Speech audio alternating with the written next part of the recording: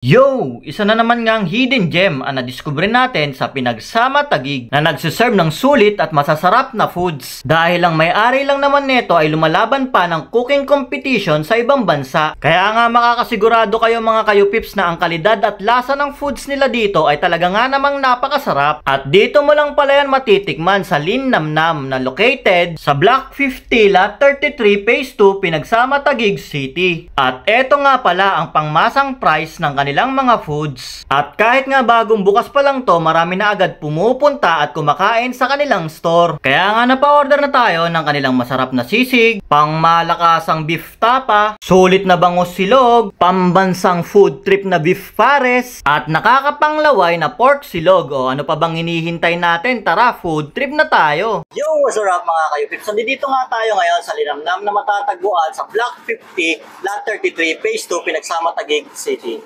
At meron nga pala sila dito mga pulido at nagsusulidang pagkain. Meron pala sila ditong top silog na nagkakahalaga lang ng 100 pesos. At ang kanilang pork silog na nagkakahalaga ng 85 pesos. At meron din silang pangmalakasang sisilog na nagkakahalaga lang ng 85 pesos. At ang kanilang sulit na bang silog na nagkakahalaga lang ng 85 pesos. At syempre, hindi magpapauli ang kanilang beef pares na nagkakahalaga lang ng 85 pesos. Meron na rin siyang kasamang isang rice. At meron din pala sila ditong homemade pickled onion na nagkakahalaga lang ng 120 pesos. Kung mahilig ka dito, bumili ka na. Sulit to. At yun na nga mga kayo-pips, titikman na natin ng kanilang beef pares. Meron nga pala itong kasamang pickled onion, tomato, at cucumber. At siya nga pala mga kayo-pips, ang may-ari nga pala nito ay isang certified na chef, si Ma'am Lin. Kaya sulit yung mga luto dito. Tara, tikman na natin. Lasang-lasa mo yung pagka-marinate niya. Kasi malalasa mo yung bawang niya. Sulit, pasok na pasok siya sa meat ng tapa. Sa alat, tamang-tama. Hindi siya maalat. Saktong-sakto yung alat niya. Balancing timpla. Ang sarap. Ang sarap ng pagkakamarinate nila. Tingnan naman natin ang kanilang bangos silog. Yan, oh. Kitang-kita mo talaga pag chef yung magluto ng ng egg. Oh, ganda ng pagkasani side up. Iba natin to.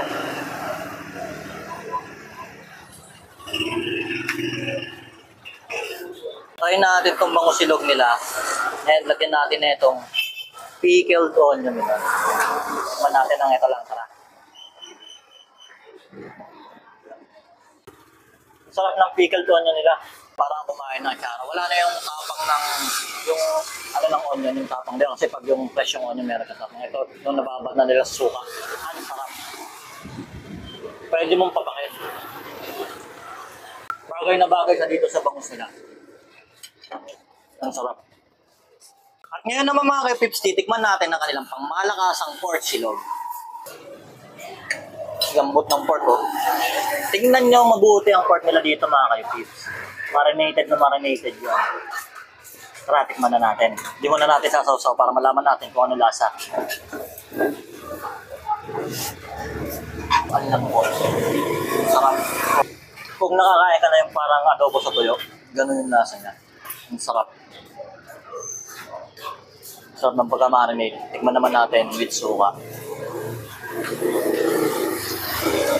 At samahan na din natin ng rice. Now.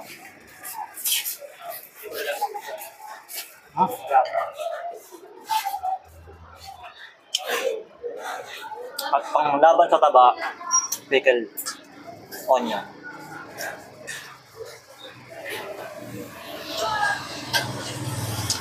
Sarap. Panalo to. Tama-tama yung price niya, pangmasa, at yung lasa niya, kalidad talaga. Solid. At eto na nga, titikman na natin ang kanilang sisig silog. Sa presentation pa lang, malalaman mo na talaga. Presentation pa lang yan, ha? Masarap ng tignan. Paano pa kaya kung titikman mo pa? Tara. Bigaan na natin ng kalamansiya. At ang masarap sa sisig, putulan natin ng sili. Kung mahilig ka sa mga swak sa ito, kuha tayo ng itlog, sisig, at sili. Tara, tikman na natin.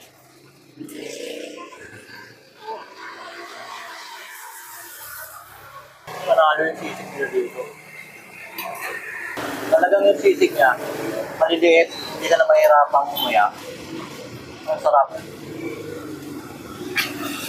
At ito na nga mga kayo, pips, titikman na natin ang kanilang pares. Kita mo naman kung gaano kasolid yung pares nila dito.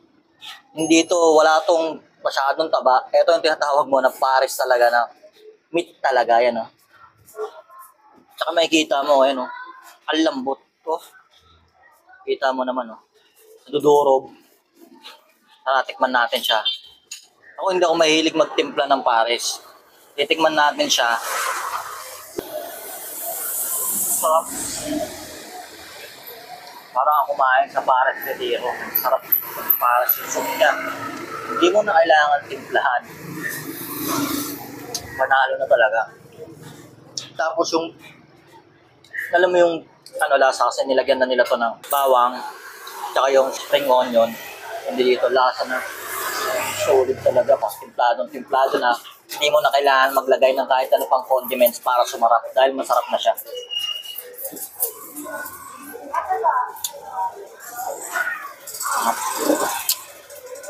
Subukan natin with rice. So, usok-usok pa.